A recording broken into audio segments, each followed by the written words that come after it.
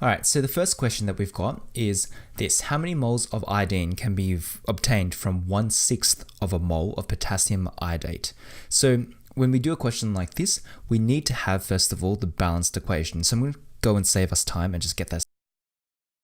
All right, so we've got the equation written up here. So it says that we've got a balanced equation saying that 1 mole of potassium iodate reacts with 5 moles of potassium iodide and 6 moles of hydrogen ions to form 3 moles of iodine, 6 moles of potassium ions, and 3 moles of water.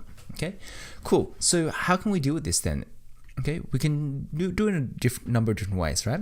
So let's think of this. This tells us what? This tells us that if I have 1 mole of potassium iodate, it would give me how many moles of iodine? 3 moles of iodine. Okay, so therefore, if I had 1/6 of a mole of potassium iodate, how many moles would that give me? Okay, so it kind of already makes sense that you'd take 1/6 times 3.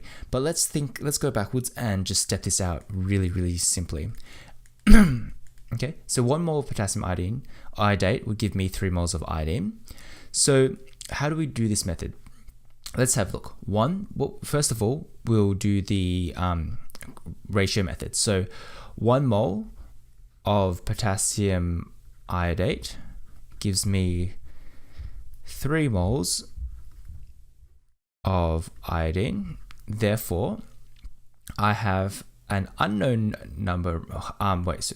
1/6 of a mole of potassium iodate gives me X moles of iodine. Okay, so we cross multiply that, and what do we get? We get X equals 3 times 1/6, right? Which means we have what? Half a mole of iodine being created. So that's method 1.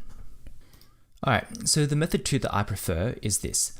I have 1/6 mole of potassium iodate. So the way I do it is I take the 1/6 mole, right? And I divide that by the coefficient of potassium iodate. So 1/6 divided by 1 equals, well, 1/6. And now I multiply it by the coefficient of iodine. So in this situation, this would be 1/6 times 3 gives me half a mole of iodine being created. All right.